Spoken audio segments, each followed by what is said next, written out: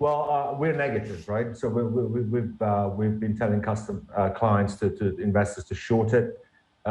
We are very concerned about this games business beyond this transition of phase for consoles, for PS4 to PS5, that obviously increases revenues on the hardware side, and the hardware is not very profitable, as one can imagine in the beginning, particularly when you've got semiconductor shortages, and obviously the software has yet to come to turn around. But Sony's problems are bigger than that. Sony's problems are, one, Microsoft is a very aggressive, very deep-pocketed competitor there with their Game Pass, $15 a month Game Pass for subscription model. Rumors are they've gathered about 30 million subscribers already, paying $15 a month, and all the newest games are coming out. So that's the real price destructive kind of development that we've seen already taking place in the music business 15 years ago.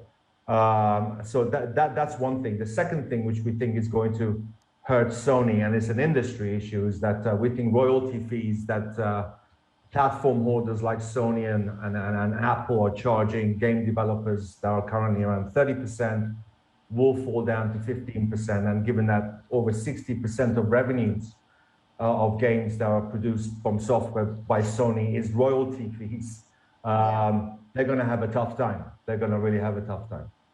How is it that the stock is not waking up to that reality? I mean, it's up 12 months, 28%.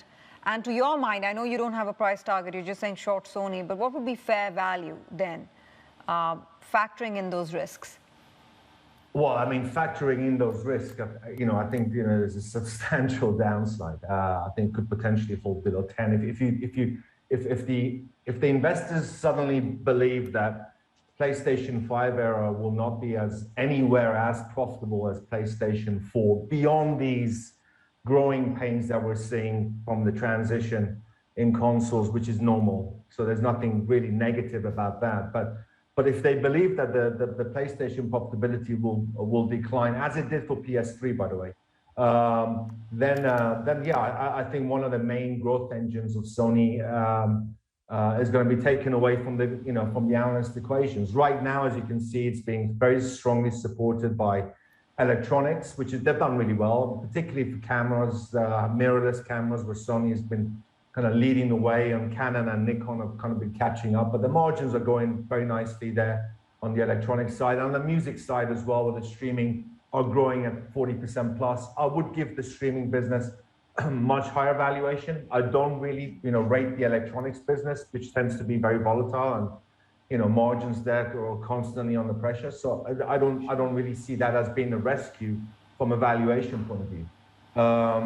But what really kind of was the worst of the numbers is the image sensor business that you didn't even mention. I mean, the image sensor business is the second largest engine of growth for Sony, apparently. And if you take away the losses last year, they've done horribly badly on image sensors. Product mix is deteriorating as well, it seems. So, yeah.